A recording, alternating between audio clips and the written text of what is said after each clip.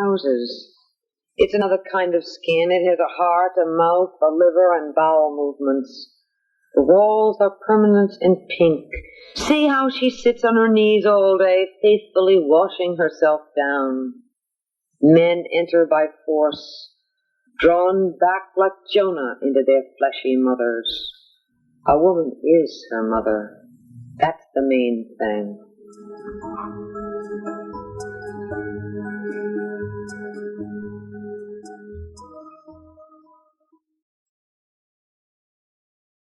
No, I won't. And so I go to South America and you're in horse camp? I cry all the time you're at horse camp. Yeah, I know, Monkey, but I mean, I'll get to live camp, so I'll have to sit in a remote. I will. You get to horse camp.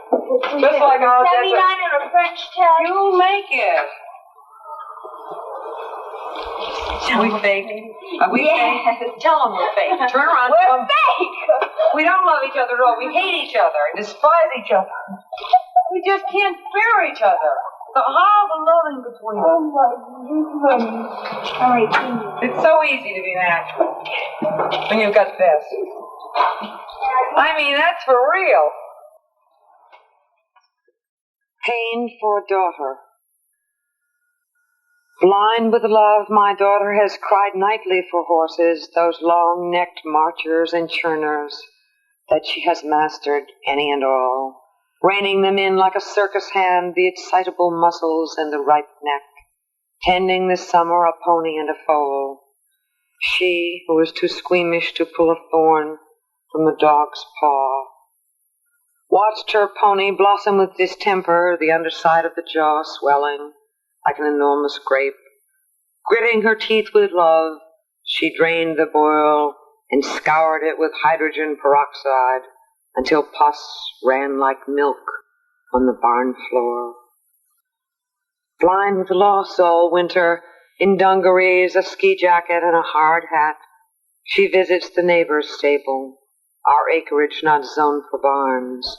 They who own the flaming horses and the swan-whipped thoroughbred that she tugs at and cajoles, thinking that it will burn like a furnace under her small-hipped English seat. Blind with pain, she limps home.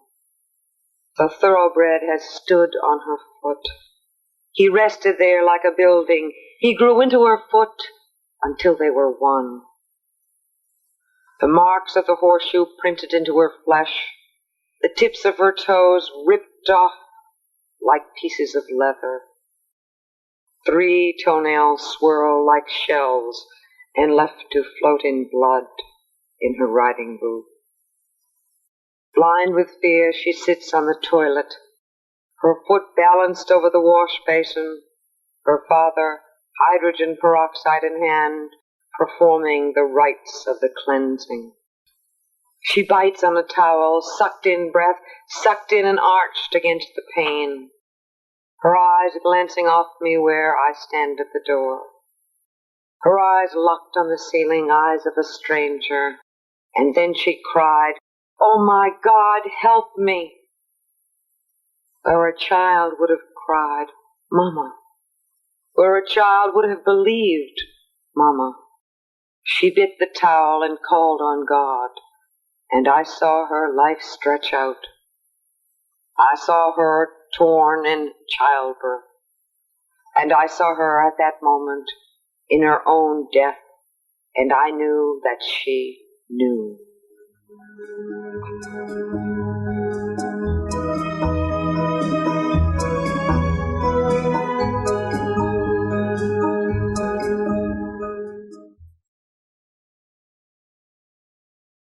Well, I'll probably slip all over the place. This is a bitter poem. What a monster I've made. You see, instead of all that beauty from the throat, I make monsters. From where we won't mention. 2 sons. Where and to whom you are married, I can only guess in my piecemeal fashion. I grow old on my bitterness. On the unique occasion of your 2 sudden wedding days, I opened some cheap wine, a tin of lobster and mayonnaise. I sit in an old lady's room where families used to feast, while the wind blows in like soot from northeast. Both of you monopolize with no real forwarding address, except for 2 silly postcards you bothered to send home. One of them written in Greece as you undid her dress in Mexico. The other airmailed to Boston from Rome, just before the small ceremony at the American church.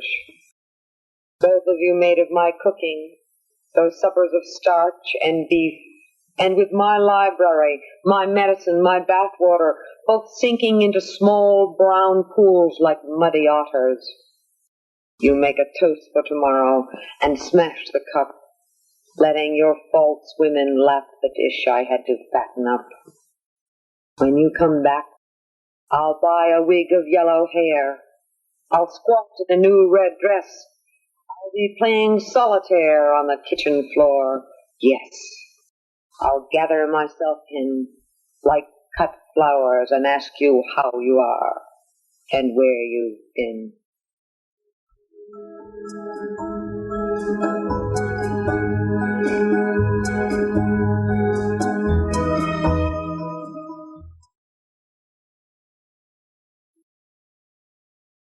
I knew you forever, and you were always old, soft white lady of my heart.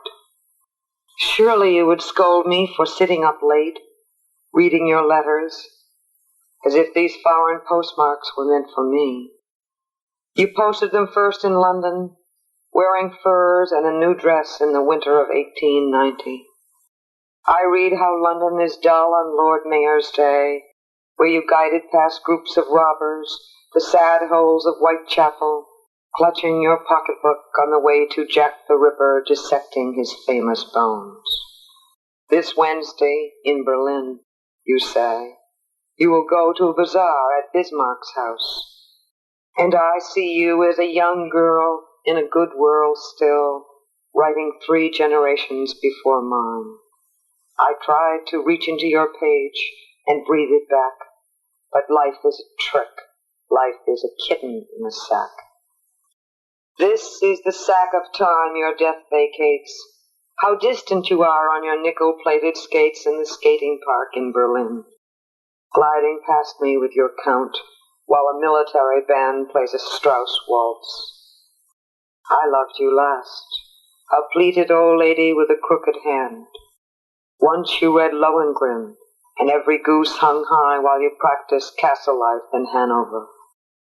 Tonight your letters reduce history to a guess.